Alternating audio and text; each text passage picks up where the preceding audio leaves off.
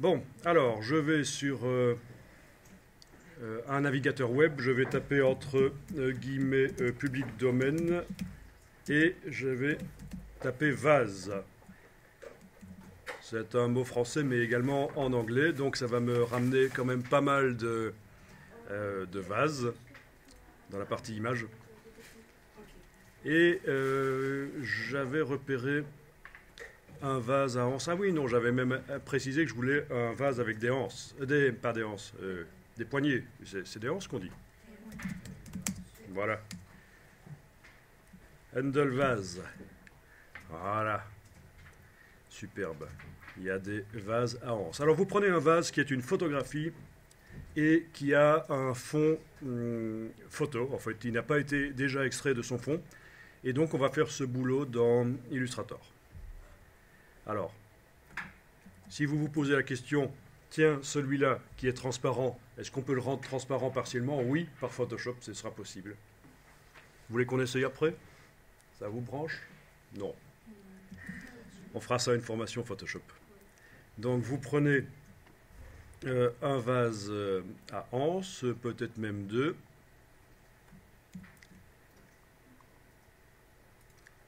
Et on va enregistrer ça dans un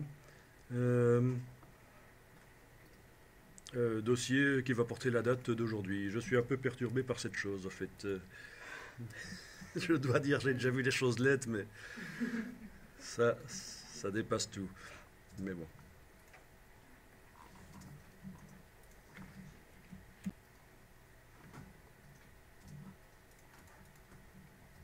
N'oubliez pas de télécharger vraiment l'image haute définition. Vous cliquez sur afficher l'image.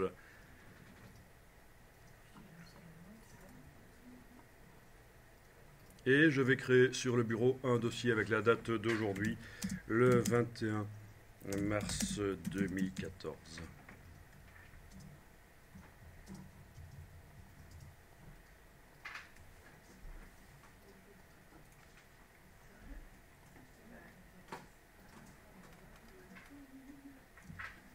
Bien, donc dans Illustrator, je vais aller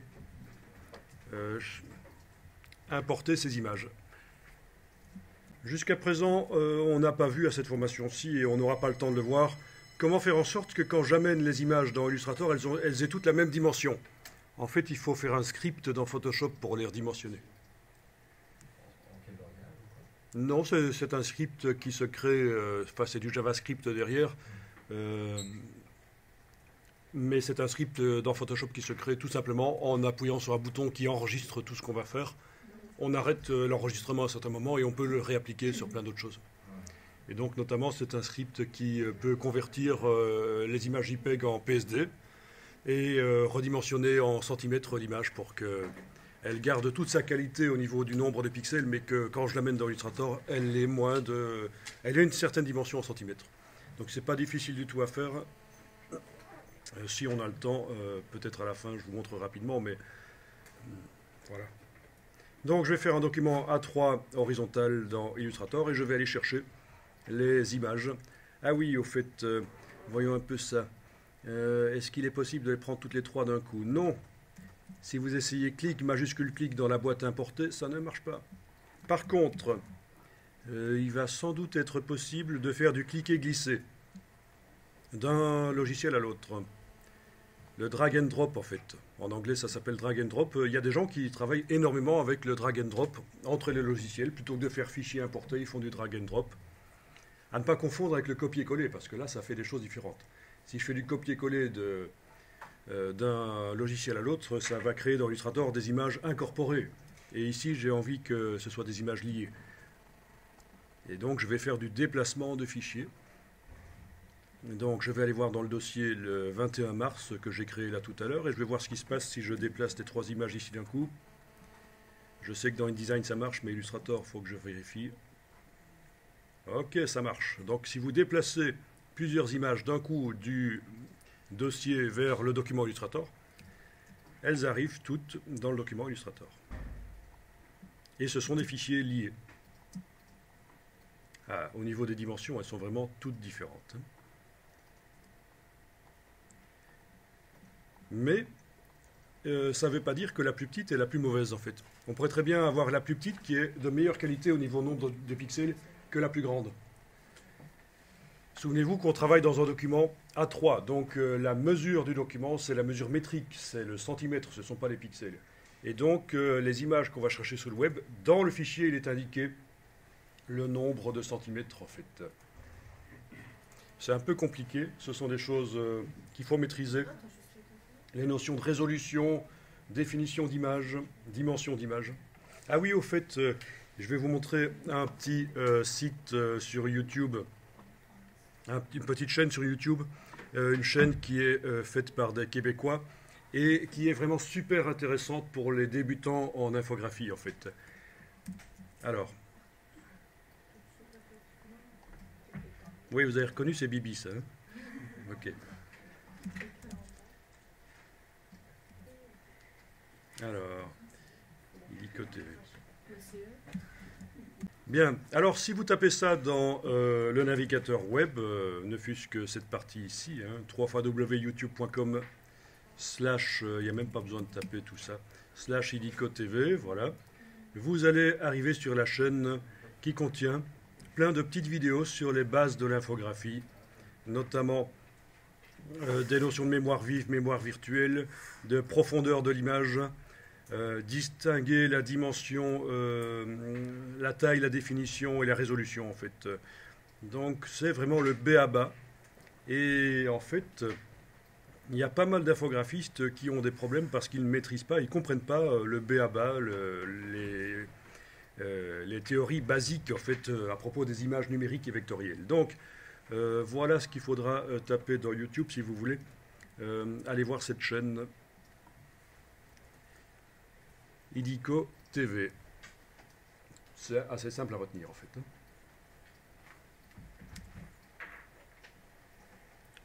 Bon, une fois que vous aurez tapé ça et affiché et appuyé la touche entrée, vous allez avoir une adresse plus longue. Mais c'est ça en fait. Hein.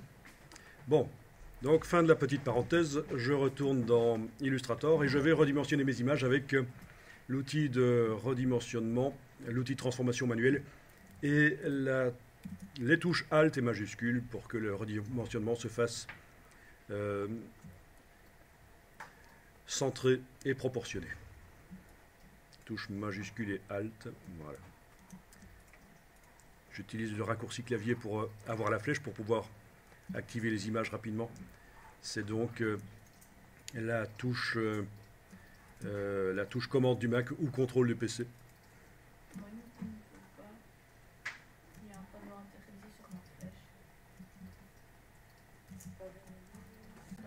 Voilà, donc je les ai redimensionnées et elles ont à peu près cette taille-là. D'ailleurs, c'est peut-être encore un peu trop grand pour ce que je veux faire. Je vais encore redimensionner. Non, ça ira, parce qu'on pourra redimensionner après. Encore. Donc, on va faire un détourage rapide sur ces trois vases. Je vais verrouiller le calque sur lequel elles se trouvent. Alors, c'est peut-être pas obligatoire de les affadir et de faire en sorte que le calque devienne un calque modèle.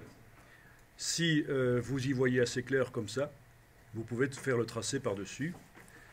Vous vous souvenez d'hier, on avait double-cliqué sur la droite du calque et on avait coché l'option modèle pour que ça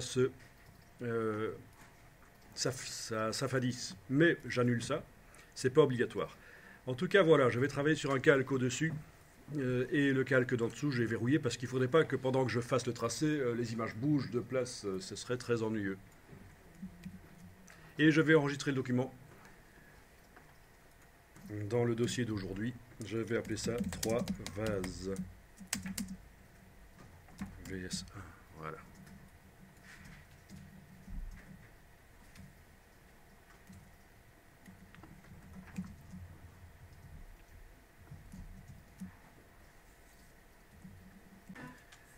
Donc voilà, sur le calque ici, je vais créer donc des tracés. La couleur des vecteurs ici, je peux éventuellement la changer en double-cliquant à côté du nom ici et je peux prendre une couleur qui sera plus visible, comme par exemple le magenta, voilà. J'y vais avec la plume, je vais faire des vecteurs sans couleur de fond, sans couleur de contour. Touche verrouillage majuscule si je veux que le pointeur soit précis. Voilà, clic. Là. Ah oui, tiens, quand on enfonce la touche commande, c'est la mauvaise flèche qui arrive. Donc je vais aller activer la bonne flèche juste avant, la flèche blanche. Puis je reviens à la plume, puis j'enfonce la touche commande. Puis je vais devoir indiquer que je raccroche la construction du tracé en cliquant sur le dernier point de construction. Et à partir de là, quand j'enfonce la touche commande, ce sera toujours la bonne flèche qui arrive. Ah oui, au fait, j'ai pas fait la bonne méthode. La micro-tangente. Voilà, micro-tangente. Il ne faut pas que je fasse les tangentes trop grandes au départ, sinon ça devient chipot. Là, pour le but de l'exercice, on ne va pas être méga précis, Essayez de faire un truc bien, mais on va pas essayer d'y passer une heure quand même. Hein. Donc touche Alt pour casser la tangente. Ben, on sait que vous êtes débutant et que ça va être foireux de toute façon. Comment ça non? Mais je dis ça pour vous encourager justement.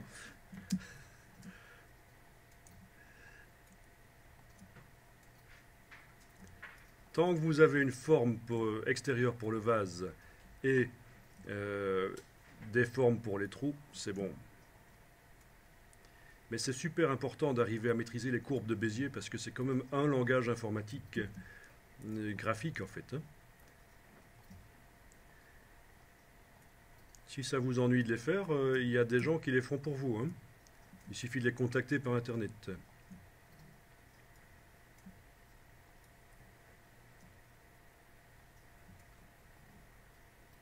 Il suffit de taper dans Google Clipping Path.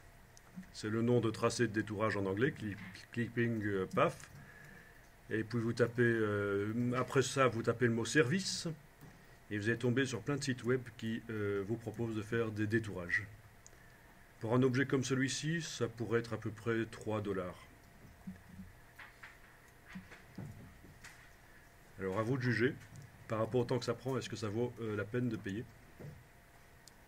Quand on est pris par le temps, qu'on a 300 images à mettre en page, enlever les décors pour le jour d'après, ça peut être une bonne solution de payer.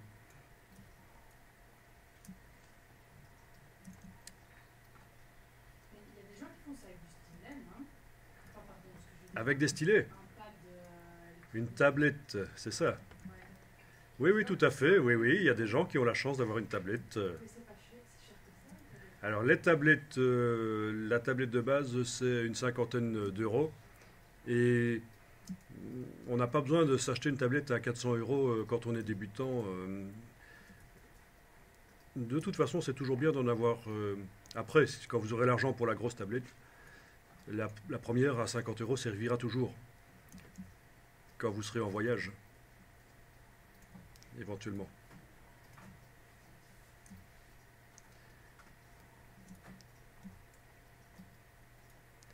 Bon, normalement, à choisir, il vaut mieux mettre le tracé un peu à l'intérieur du vase qu'à l'extérieur. Je vous l'avais dit, hein, pour éviter de voir apparaître du décor quand on va s'en servir comme tracé de détourage, donc comme masque en fait. Tiens, il y a un petit trou ici aussi. Ça, c'est le genre de choses... voilà. C'est pas très grave. Ok, donc 4 tracés sans couleur dans le calque là.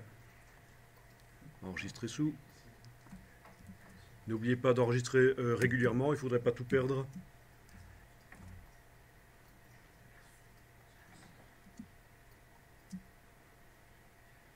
Alors, détourer les images, ça peut se faire dans Photoshop aussi. En général, ça se fait d'ailleurs plutôt dans Photoshop. Mais la technique est exactement la même. Au niveau des tracés, la création des tracés, ce ne sera pas plus facile ou plus difficile dans Photoshop. Ce sera la même chose.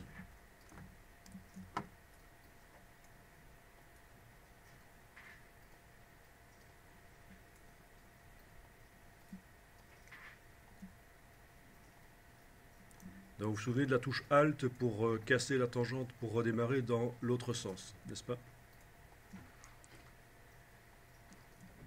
Alors là, le tracé que je fais est quand même assez imprécis. Pour faire du graphisme, c'est acceptable, mais ce serait un travail pour un musée, ce ne serait pas acceptable, évidemment. On ne peut pas raboter quand même trop des objets.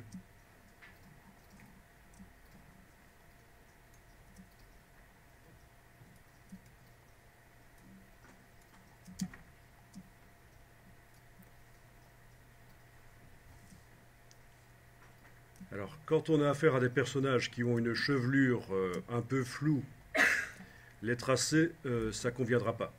Enfin, ça pourra convenir pour la plus grosse partie du personnage, les vêtements, à condition que les vêtements soient nets, mais en général c'est le cas. Vous voyez, la transition, il n'y a pas de flou dans les vêtements, sauf si la personne porte des plumes d'autruche, ce qui est relativement rare de nos jours.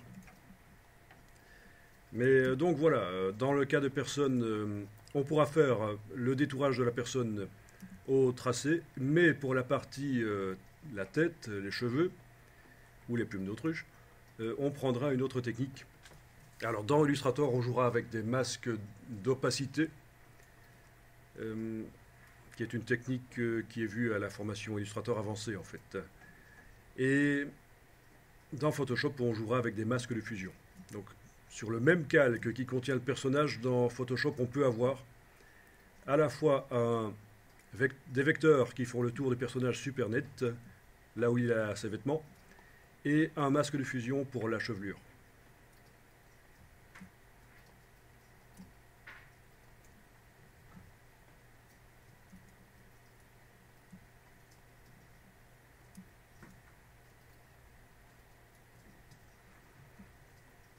Bel exercice pour commencer une journée, hein, franchement. On devrait commencer toutes les journées comme ça. Je vais ouvrir un centre de bien-être comme ça, tiens. Faites vos tracés le matin. Mais monsieur, pour aller dans l'autre sens, le Alt.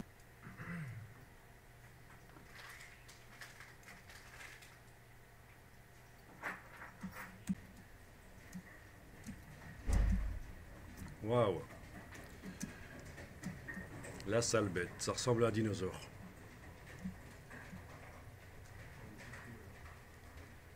Bon, là je fais à peu près, parce que je ne vais pas y passer des heures. Alors terminer les choses rapidement, si c'est pas très bien fait, c'est pas grave.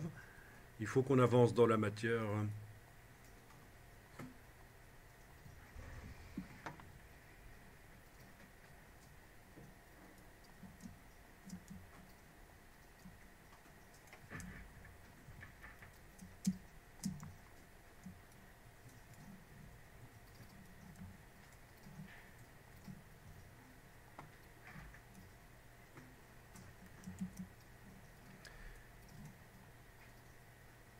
Donc les touches qu'on utilise pendant qu'on fait ça, c'est évidemment la touche barre d'espacement pour pouvoir bouger l'image dans la fenêtre, parce qu'on est amené quand même à zoomer et ne voir qu'une partie de ce qu'on détourne.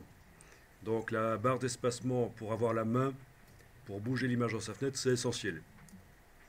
La touche Alt pour casser les tangentes, la touche commande du Mac ou contrôle du PC pour bouger les poignets, et commande Z pour annuler quand on a fait une gaffe.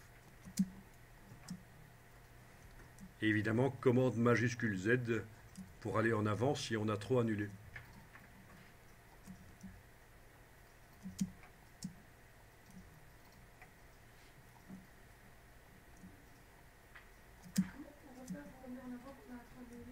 Donc quand on a trop annulé, c'est commande majuscule Z sur le Mac, contrôle majuscule Z sur le PC. Alors contrairement à Photoshop, si on veut aller plusieurs fois en arrière dans Illustrator, il ne faut pas faire commande Alt Z. Ça c'est dans Photoshop. Si on veut aller plusieurs fois en arrière, c'est commande Alt Z. Ici dans Illustrator, commande Z va d'office plusieurs fois en arrière si je fais plusieurs fois commande Z.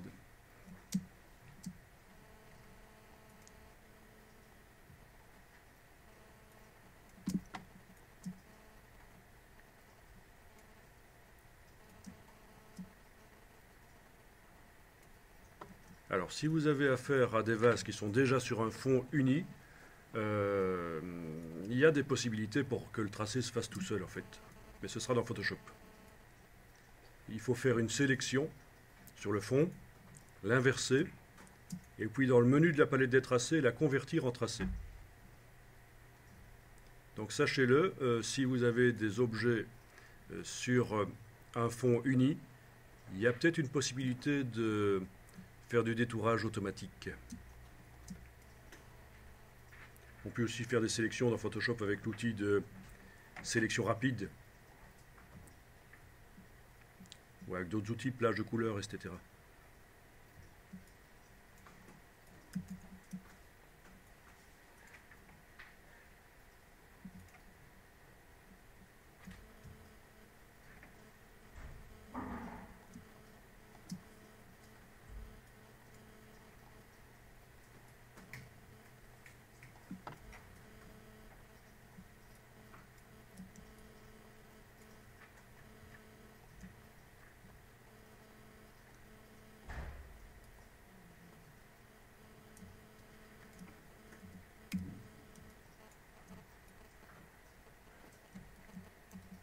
Ouais, ici, j'avais perdu mon tracé. J'ai donc enfoncé la touche commande et j'ai fait un rectangle pour retrouver mon tracé qui n'a pas de couleur et pas de fond. Ceci dit, si j'étais en affichage par tracé, ben oui, parce que là je suis en affichage par aperçu, affichage par tracé, ah ben non, ça ne marche pas dans ce cas-ci, forcément, parce que mon image, mon calque en dessous n'est pas un calque modèle. Ah ah. Donc l'image n'apparaît pas. Si c'était un calque modèle, elle apparaîtrait et j'aurais tous mes tracés qui apparaissent en permanence en fait. Bon, là je reste en affichage aperçu alors. Voilà. Ok. Donc, là.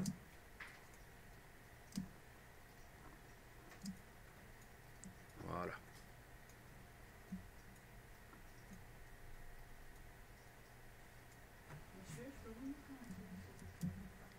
Bon, ici j'ai tapé dans Google Tangents Bézier et je trouve par exemple ceci, c'est pas mal ça. Parce que pour ceux qui ont des petits problèmes pour positionner leurs tangentes, ça explique quand même que les tangentes doivent être eh bien, tangentes par rapport à la courbe. Eh bien oui, c'est surprenant, mais c'est comme ça.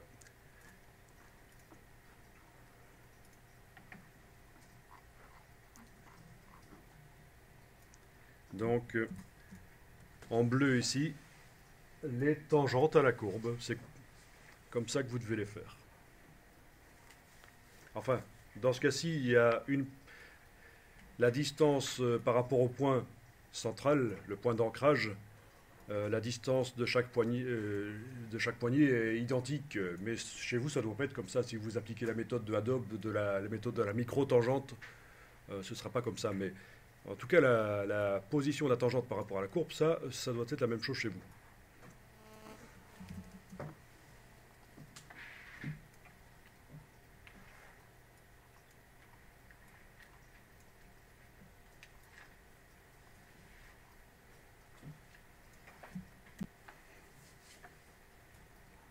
Alors, on peut très bien créer des objets dans Illustrator et les transférer vers un logiciel 3D et en faire de la 3D en fait. Il n'y a pas de problème.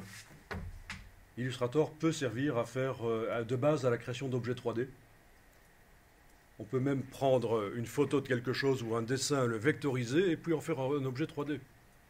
Par extrusion, révolution, enfin plein de techniques pour au départ de quelque chose de plat en faire un volume en fait.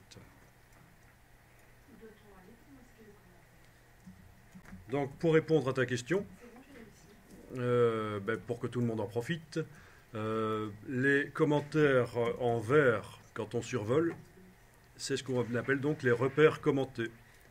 Et ça se désactive par menu affichage, on décoche repères commentés. Voilà, comme ça on n'a plus ces choses vertes qui apparaissent et qui clignotent en effet. Ok. Alors, vous pouvez remercier Monsieur Pierre Bézier de vous avoir imaginé un truc comme ça. Voilà.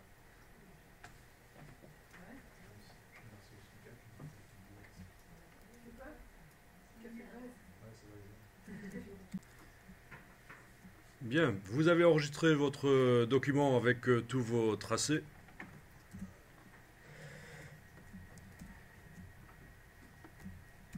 Et on va maintenant faire en sorte que les tracés deviennent des masques pour masquer les images qui se trouvent en dessous. Donc, bien entendu, il va falloir déverrouiller le calque des images. Donc, dans la palette des calques, je déverrouille le calque des images.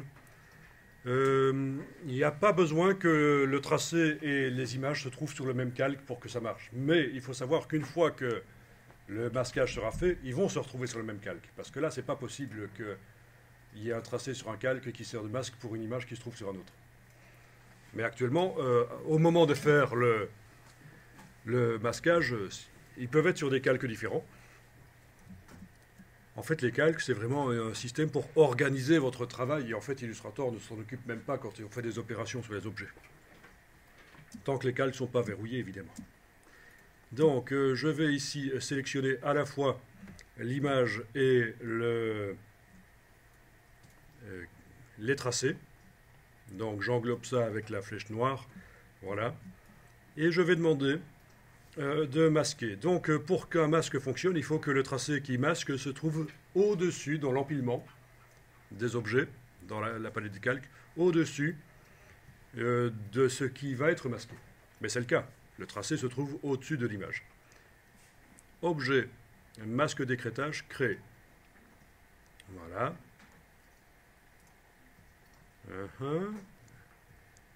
Là, il me met un message bizarre. Ah, tiens. On en avait parlé. Regardez ça. J'ai un point perdu là. C'est lui qui me pose le problème. Donc, ça, c'est des choses que... On a déjà dit que les points perdus peuvent poser des problèmes. Et donc, quand j'essaie de faire un masque ici, il me dit impossible de créer le masque d'écrêtage. Un tracé utilisé comme masque doit contenir au moins 2 points d'ancrage liés. Et c'est là que je me dis, tiens, c'est bizarre. J'ai fait 3 formes et il y a au moins 2 points d'ancrage dans chacune de ces formes. Et donc le problème vient d'ailleurs, et là je remarque que j'ai un point perdu qui est là. Ok, si on est en affichage par tracé, les points perdus apparaissent sous la forme de petite croix ici. Il y a même une solution dont j'ai parlé pour les éliminer, ces points perdus. Il n'y en a qu'un seul là, mais je vais quand même appliquer la chose. Objet tracé nettoyage. Objet tracé nettoyage, et dans la boîte ici, je vais dire que je vais supprimer les points isolés. Ok, et vous allez voir le point qui est là va disparaître normalement. Voilà, il a disparu. Donc c'est Illustrator lui-même qui supprime les points isolés comme ça, qui nous pose des problèmes. Objet tracé nettoyage. Maintenant j'aurais pu aussi, comme il n'y en a qu'un seul et que je vois qu'il n'y en a qu'un seul, j'aurais pu aussi très bien le supprimer manuellement. Avec la flèche blanche, je clique sur lui, touche suppression, et puis voilà, il est parti. Enfin, c'était l'occasion de voir ça. Alors, je suis content parce que je génère des problèmes pour vous apprendre des choses sans même m'en rendre compte. C'est la vraie vie, quoi. Ok, maintenant j'ai sélectionné à la fois l'image et les différentes portions de tracé. Donc il y a 3 portions de tracé dans mon cas. Si vous n'avez pas fait le petit trou ici, c'est pas grave. Simplement, c'est le genre de choses... Le détail qui tue, quoi. Donc on doit sélectionner l'image plus les tracés. Objet masque d'écrêtage créé. Voilà. Et ça ne fonctionne pas. Parce qu'en fait, c'est un objet qui sert à masquer. Et là, nous en avions 4. Et c'est le dernier qui a été fait qui a servi de masque. Donc c'est complètement foireux. Donc, je vais devoir annuler le masque, je sélectionne l'objet, écrêter le groupe, parce que c'est ça le résultat du masquage, ben oui.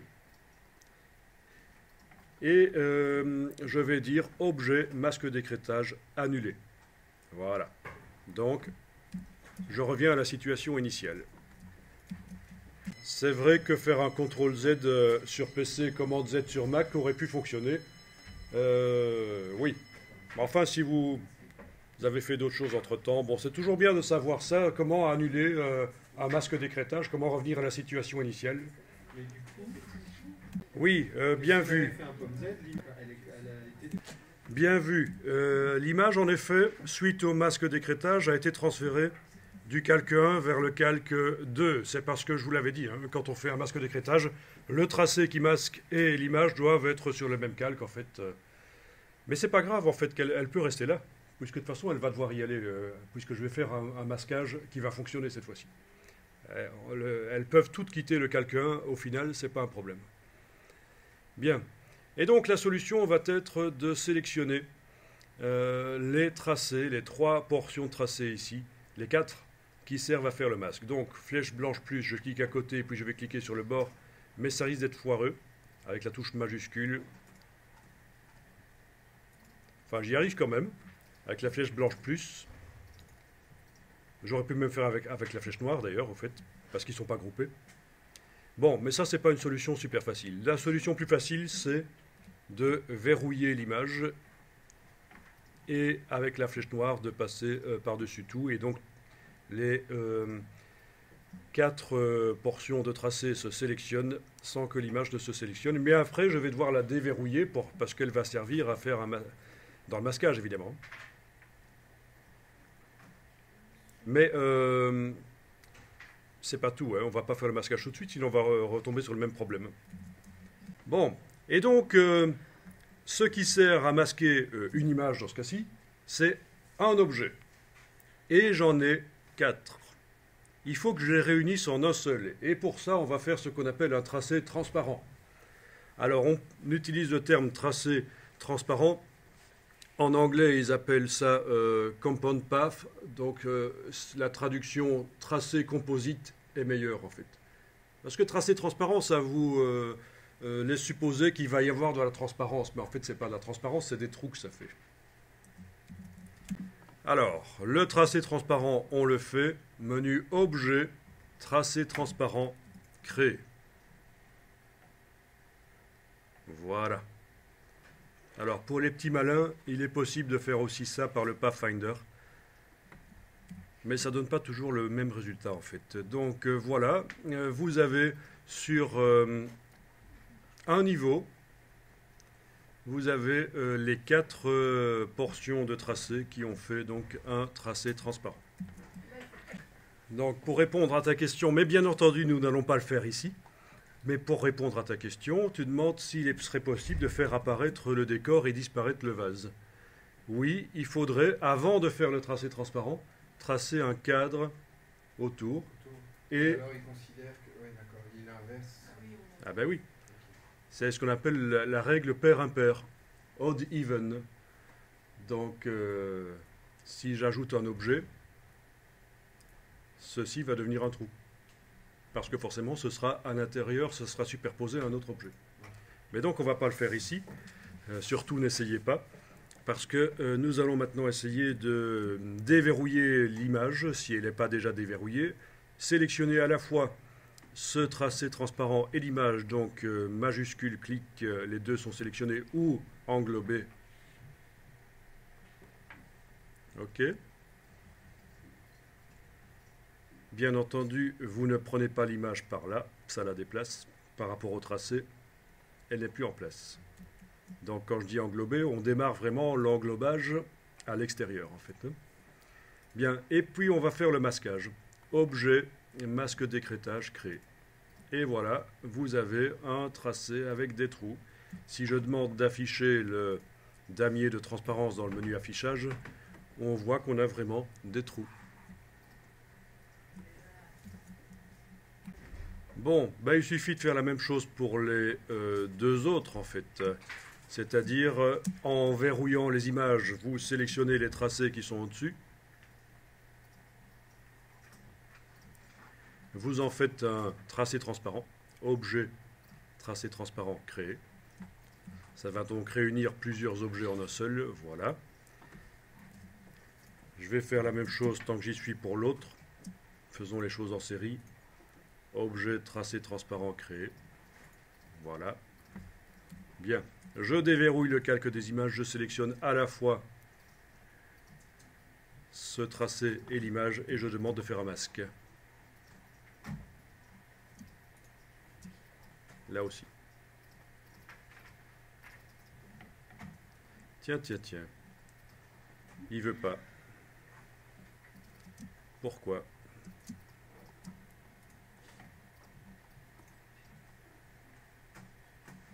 Voilà, il veut bien. Bizarre.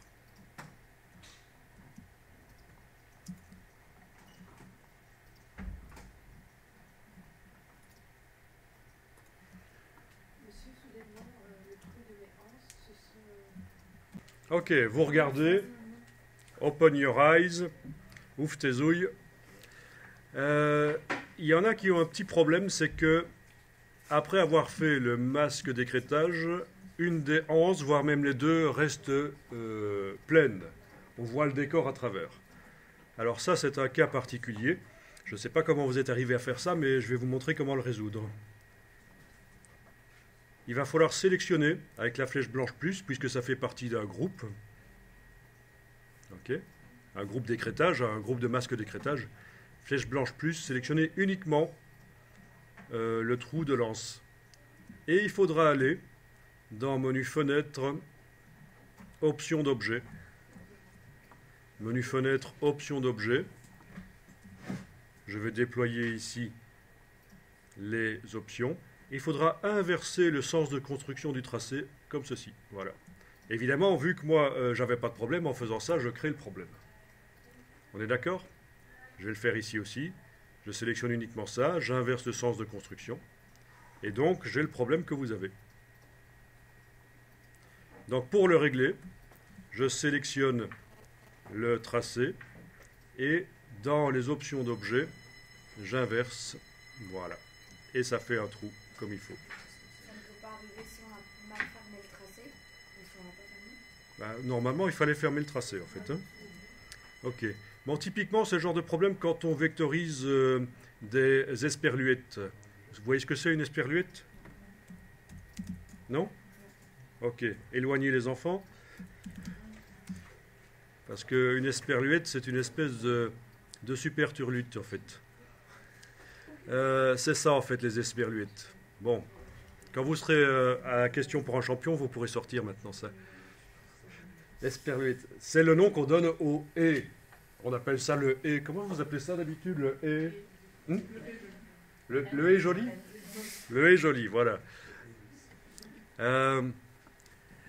Mais voilà, c'est une esperluette. Et alors, typiquement, le genre de problème que vous avez avec un trou qui ne fait pas un trou, pourquoi? Parce qu'on a, quand on vectorise ce genre de choses, on a différents trous et parfois l'option de vectorisation, le moteur de vectorisation de Illustrator ne s'en sort pas. Et il faudra aller, avec la flèche blanche plus, sélectionner un des trous et inverser son sens de construction. Même si ce n'est pas vous qui l'avez construit, même si c'est Illustrator qui l'a construit en fait. Bon, c'est un peu ça qu'on a ici. Hein.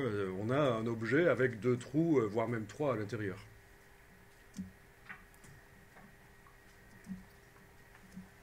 Bien, vous enregistrez le fichier sous un autre nom.